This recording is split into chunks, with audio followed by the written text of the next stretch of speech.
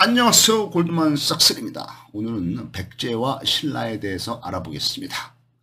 백제는 기원전 18년부터 서기 660년까지 31개 왕이 존재했으며 650년의 역사를 자랑하고 있습니다.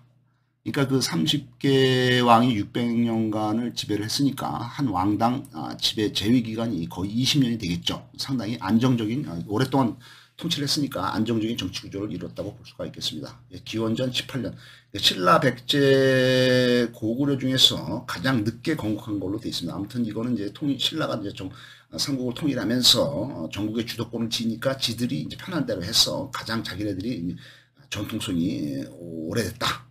신라가 가장 오래됐다. 이걸 주장을 했기 때문에 그 역사에 남은 거는 신라는 기원전 57년에 건국이 됐다. 가장 오래전에 건국이 됐다. 그 다음에 이제 고구려가 기원전 37년에 건국이 됐다. 그 다음에 건국이 됐다. 그 다음에 이제 백제는 이제 기원전 18년에 건국이 됐다. 이렇게 하면서 신라가 쓴 역사이긴 하지만은 어떻든 백제는 기원전 18년에 건국이 된 걸로 되어 있습니다. 그래서 이제 백제는 한창 세력이 펼칠 때는 중국에 있는 산동반도를 점령을 했으며 일본까지도 지배를 한 걸로 되어 있습니다. 그 다음에 이제 외교, 문화 이런 쪽에 해상국가로서 강했다고 했습니다. 백제의 첫째 번의 왕은 온조왕이 되겠습니다. 온조왕은 이제 고구려에서 내려왔죠. 고구려에서 내려온 사람인데 고구려의 이제 고주몽 동명성왕, 고구려의 창시자인 고주몽 동명성왕의 마누라인 소선호가 낳은 아들이 되겠습니다. 근데 이제 왜냐하면 그 당시에 이제 그 고주몽이 동명성왕이 이제 그 고구려를 건국을 하면서 이 소선호를 마누라로 맞이를 했는데 이 어떻든 아들이 이제 온조왕을 낳는데도 불구하고 그 전에 이제 그 원래 그 전처 그러니까 이제 그 소선호 전에 그 왕비가 낳은 가장 큰 맏아들이 돌아와서 이제 걔를 이제 태자로 임명을 하니까 소선호가 안 되겠다. 그 고구려에서는 이제 뭐 태자가 이제 딴 사람이 됐으니까 아들들을 데리고 남쪽으로 남하를 해서 세운 것이 이제 백제가 되겠습니다. 그래서 고구려 사람들이라고 볼 수 있으니까 그러니까 고구려하고 백제는 전부 다 예맥 쪽이 되겠습니다. 그러니까 북쪽에서 내려온 민족이 되겠죠. 그 다음에 이제 13대 백제의 왕인 근초고왕 때 이제 가장 강성했죠. 그래서 13대 근초고왕 때는 이제 고구려를 정벌을 해서 고구려의 그 고국원왕을 죽이죠. 그래서 고구려 왕을 죽였다. 영토를 넓혔다. 북쪽까지 고구려를 정벌을 했다. 평양성을 이제 함락을 했다. 이렇게 되어 있습니다. 그 다음에 24대 왕인 동성왕 때는 동성왕이 중국의 산동반도를 점령을 하고 중국 쪽을 뭐 이제 점령을 했다 이런 그 가장 강력했다 이런 것이 이제 기록에는 남아 있지만은 어떻든 간에 말년에는 동성왕이 귀족들에게 살해가 되면서 왕권이 점점 약화되는 걸로 되어 있습니다. 그 다음에 이제 25대 왕인 무령왕은 40살에 즉위를 해서 동성왕을 살해한 그 백가 이들을 처벌을 하고 귀족들을 제압을 하게 되겠습니다. 무령왕이 이제 잘했다 이거죠. 그 다음에 이제 고구려의 침략에 대응을 해서 대승을 하고 중국 문물을 적극 수용하면서 외교를 강화를 하면서 백제를 가장 강한 나라로 만든 것이 25대인 무령왕이 되겠습니다.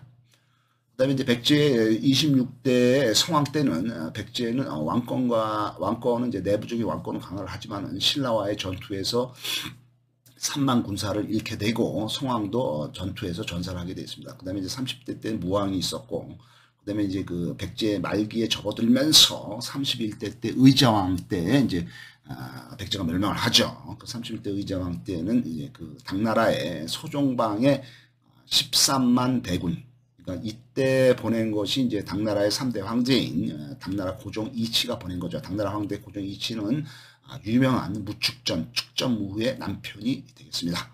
이 당나라의 3대 황제인 고종 이치가 보낸 장군 소종방이가 산동반도의 통주에서 출발을 해서 13만 대군을 이끌고 덕물도에 도착을 하면서 조선 백제를 침공하게 됐죠. 그 다음에 이제 신라와 이제 당나라가 연합을 맺었기 때문에 신라의 김유신 장군의 5만 대군이 또 이제 쳐들어오죠. 그래서 이제 그 황산벌 전투에서 계백 장군의 백제군이 5,000명 군사가 전부 다 전멸하게 되어 있습니다. 그러면서 백제가 멸망을 하게 되고 의자왕은 포로가 되어서 당나라로 끌려가서 당나라에서 객사한 걸로 되었습니다. 그래서 여기 그 당시에 여기 이제 당나라 여기 산동반도의 통주에서 출발한 소종방이 13만 대군이 이쪽에 이제 그 경기도의 동물도 이쪽에 이제 도착을 한 다음에 이제 이쪽으로 해서 다시 여기 이제 그 백제의 수도인 사비성 여기 웅진이 있죠. 여기 뭐 공주 뭐 사비 이 수도인 사비성이 함락이 되고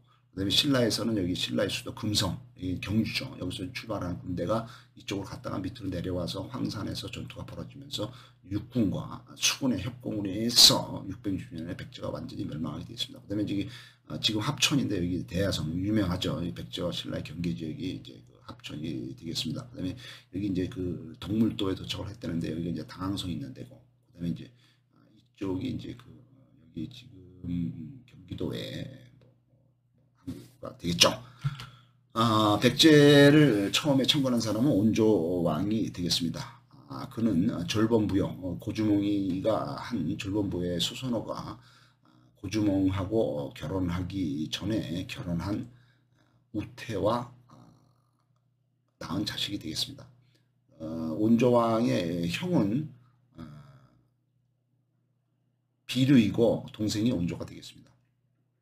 고주몽이가 동부에서 낳은 장남인 유리가 고구려에 찾아와 태자가 되면서 입지가 이상해진 비류와 온조를 데리고 소선호가 남하를 해서 한강유역에 세운 나라가 백제가 되겠습니다.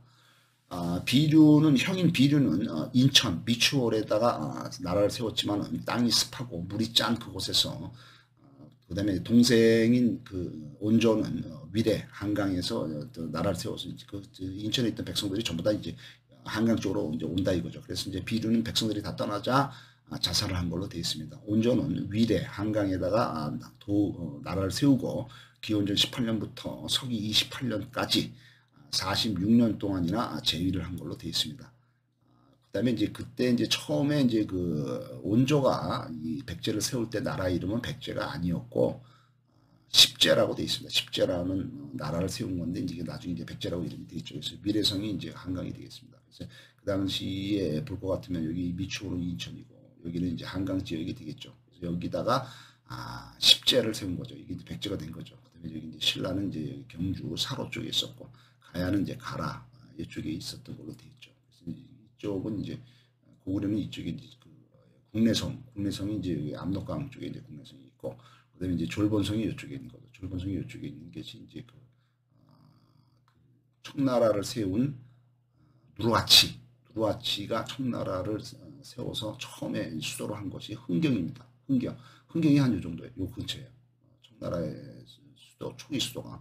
근데 누르하치가 이제 세력을 펼치면서 이쪽으로 이제 중국 쳐들어가면서 이쪽에 이제 심양, 그 요하에 있는 심양, 선양 이쪽에다가 이제 그 수도를 옮기죠. 수도를 옮겨서 이제 이쪽으로 가면서 전부 다 이제 중국을 점령을 하는데 청나라의 시작, 누르하치의 시작. 그게 이제 여기 이제 흥경이 되어 있고 이 누르하치가 청나라를 세운 것이 이제 건주여진인데 건주여진의 세력이 압록강 요 북쪽이 이제 건주여진의 이제 중심 세력이었다. 여기서부터 달번에서 이쪽으로 중국으로 간 게 이제 청나라가 되겠습니다. 신라를 볼 것 같으면 신라는 기원전 57년부터 서기 935년에 경순왕이 이제 그 고려의 태종왕건한테 항복할 때까지 56개 왕이 있었고 1000년의 역사가 되겠습니다. 그래서 한 왕당 재위 기간이 거의 한 18년, 20년에서 상당히 안정적인 오랫동안 통치를 할 수 있었다는 것은 정치 구조가 안정적이었다 이렇게 됐습니다. 신라의 신이라는 것은 새롭다는 것을 뜻하고 라라는 것은 이제 사방을 뜻하는 것이 되겠습니다. 새롭게 넓게 이렇게 되겠습니다. 신라의 첫째 왕은 박격거세가 되었죠. 이때는 이제 남해 차차옥이 되겠고 17대 때는 이제 뇌물마리간 그다음에 22제 때는 지중왕 이때부터 이제 신라가 급속하게 발전을 한 거죠. 지중왕 때부터. 그다음에 23대 법흥왕 때 2차전의 순교로 불교가 공인이 되게 호국 불교가 되겠습니다. 그다음에 24대 때는 이제 그 진흥왕, 그다음에 25대 때는 진지왕, 26대 때는 진평왕. 뭐 이렇게 하면서 이제 이때까지는 상당히 신라가 이제 국력을 이제 높이고 영토를 확장하죠. 그다음에 이제 27대 때 선덕여왕, 이때 이제 김유신, 김추추를 발탁을 하게 되겠습니다. 그러면서 이제 신라가 이제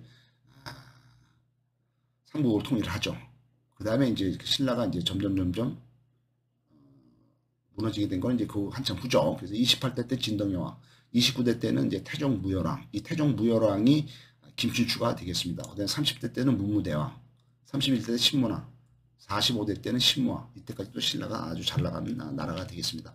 51대 때 진성여왕, 이때부터 이제 신라가 이제 쇠락하기 시작하는 거죠. 진성여왕은 서기 887년에 통일신라죠. 887년에 각간 높은 대신이죠. 위홍하고 진성여왕이 이제 불륜을 맺죠. 통정을 하는 등 세격에 몸을 맡기게 되겠습니다. 그다음에 나라의 가문까지 들어서 나라 민심이 흉흉해지고 경북 상주 그 당시에는 사벌이라고 그랬는데 여기에서 애노의 반란이 일어나게 되겠습니다. 전국적으로 반란이 일어나면서 그 다음에는 이제 신라가 통일신라가 무너지고 후삼국 시대가 열리게 되죠. 후삼국 시대는 견훤의 후백제, 그다음에 이제 궁예의 후고구려. 이게 나중에는 이제 태조왕건의 고려로 바뀌지만은 그다음에 이제 이렇게 해서 전국에서 이제 세력이 이제 반란 세력이 일어나는 거죠. 후백제의 견훤은 전라도의 곡창지대를 중심으로 해서 세력을 키우고, 그다음에 후고구려의 궁예는 중부 지역을 장악을 하고 철원의 수도를 정하고 미륵신앙으로 밀어붙이게 되겠습니다. 궁예는 말년에 미쳤는데 그는 아내와 두 아들인 신광보살과 청광보살을 살해를 하게 되었습니다. 왕건은 912년에 나주공략에 성공을 하고 918년에 고려를 건국하게 되었습니다. 56대 마지막 신라왕은 경순왕이 되겠습니다. 그래서 925년에 경순왕이 항복을 하죠. 그래서 이제 여기 그 삼국이 나눠졌을 때를 볼 것 같으면 신라는 이제 여기 금성이 이제 경주가 이제 수도가 되겠고, 후백제의 견훤이 이제 900년에 이제 건국을 하죠. 그다음에 이제 궁예가 901년에 후고구려를 건국을 하죠. 그래서 후백제의 수도는 여기 전주, 완산주가 되겠습니다. 그다음에 무진주는 이제 광주고, 여기 또 나주는 이제 금성이 됐어요. 그러니까 이제 그 왕건이 이제 일로 쳐들어와서 이제 나주를 점령을 했다는 얘기죠. 후고구려는 이제 궁예 때는 이제 철원이 수도였고, 그다음에 이제 그 918년에 태조 왕건이 이제 고려를 건국했을 때 수도는 이제 송악 개성이 되겠습니다. 평양은 여기 있고, 그래서 이렇게 삼국이 나눠져서 전쟁을 했다는 얘기가 되겠습니다. 이게 이제 백제와 신라가 멸망할 때까지의 역사가 되겠습니다. 감사합니다.